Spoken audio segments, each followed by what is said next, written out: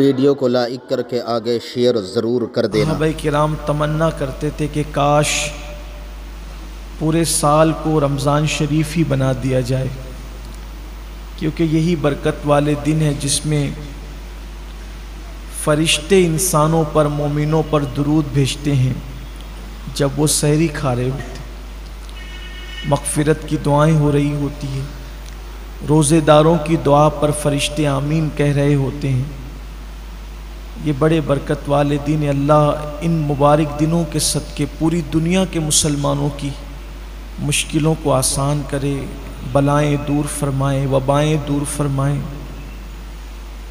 آج سورۃ البقرہ شریف کی ابتدائی آیتوں میں سے ایک آیہ کریمہ جس میں اللہ تعالیٰ نے مومن کی صفت بیان فرمائی، جو مومنین ہے اور کامیاب مومنین، ان کی صفت میں سے دو صفات قرآن کہتا ہے وَيُقِيمُونَ الصَّلَاةَ وَمِمَّا رَزَقْنَاهُمْ يُنْفِقُونَ،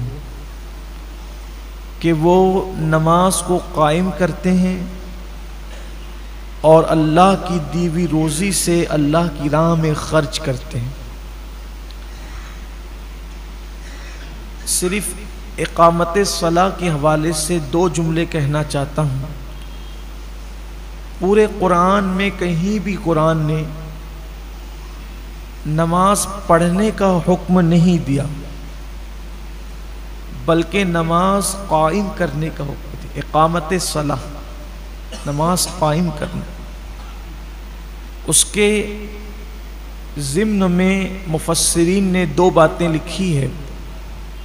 نماز قائم کرنے کا مطلب یہ ہے کہ ایک وقت کی نماز بھی جان بوجھ کر نہ چھوٹے، پہلی بات۔ اور دوسری بات یہ ہے کہ جب تم نماز پڑھو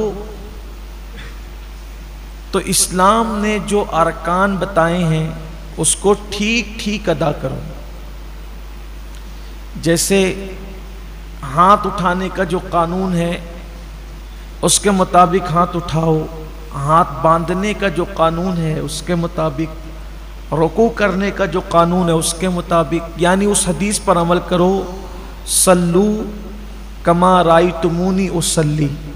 اللہ کے حبیب علیہ السلام فرماتے ہیں نماز ایسے پڑھو جیسے مجھے نماز پڑھتے ہوئے دیکھتے ہو۔ اب آپ دیکھ لیں نماز کی حالت میں کسی کے ہاتھ یوں ہوتے ہیں، کسی کے ہاتھ یوں ہوتے ہیں، یعنی جس کی جو مرضی ہے وہ کرتا ہے۔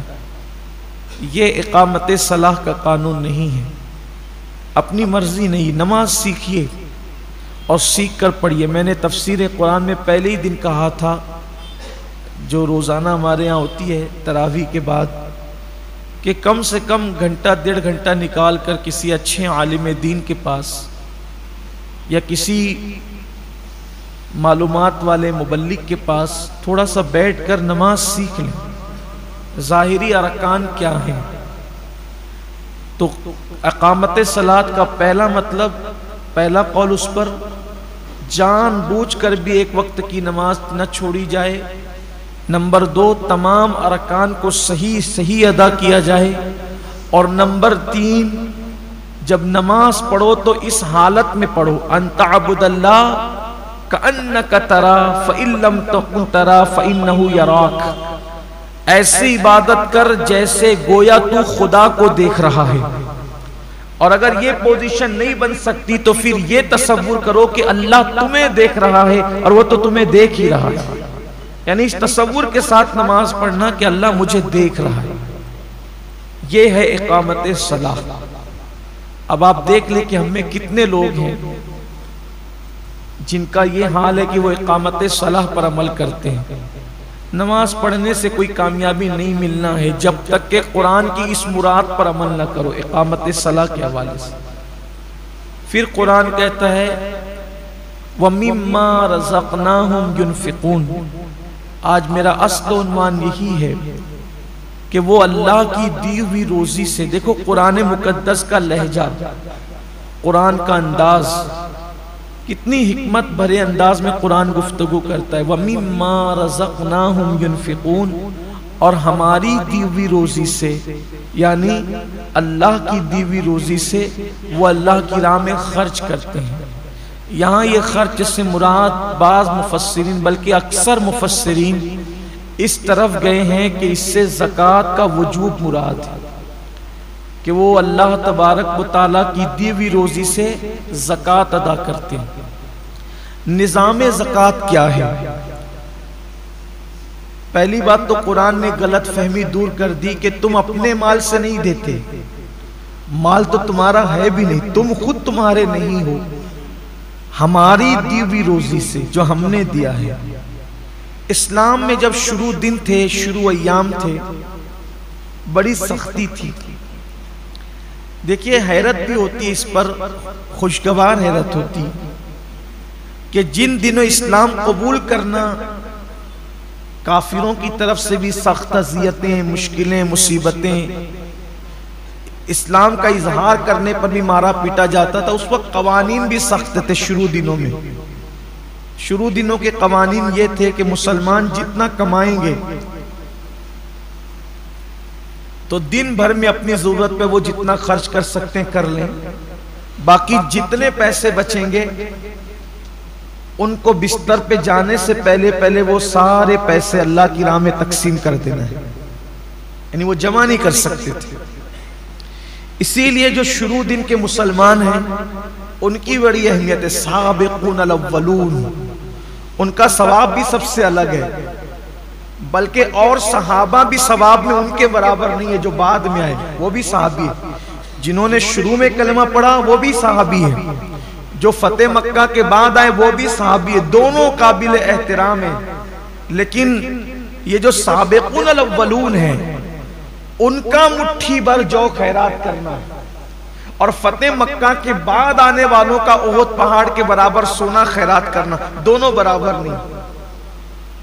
اب آپ سوچ سکتے ہیں، ہے دونوں صحابی، اصل میں یہ حدیث جو آئی ہے نا کہ میرے صحابی کا مٹھی بھر جو خیرات کرنا اور تمہارا احد پہاڑ کے برابر سونا خیرات کرنا دونوں برابر، ہوا یہ تھا کہ ایک صاحب نے جو فتح مکہ کے بعد ایمان لائے تھے، انہوں نے کسی پہلے ایمان لانے والے صحابی کو کچھ کہہ دیا تھا، ان کا دل دکھ گیا تھا، تو اس پر یہ حدیث اللہ کے رسول علیہ السلام نے بیان فرمائی۔ یعنی صحابہ میں بھی درجے ہیں، ہمارے لیے تو وہ صحابی بھی قابل احترام ہے جس نے ایک جھلک حضور کو دیکھ لیا، بس ہم جو ہے وہ معاذ اللہ کوئی تقابل نہیں کر رہے ہیں، صرف بتا رہے ہیں کہ پہلے دن ایمان لانے والوں کی سابقون الاول، اسی لیے وہ جنت میں بھی پہلے جائیں۔ ثواب کی نیت سے اپنے دوستوں کے ساتھ ضرور شیئر کر دینا تاکہ وہ بھی اس ویڈیو کو سن کر کے جو ہے اپنی زندگی میں کچھ سیکھ سکیں اور دوسروں کو سکھا سکیں اور گناہوں سے بچ سکیں اور اللہ رب العزت کی عبادت کر سکیں، کیونکہ الحمدللہ سید امین القادری صاحب اپنی ویڈیو کے اندر بہت کچھ اچھا اللہ کے فضل سے سکھاتے ہیں اور لوگ الحمدللہ سیکھتے ہیں۔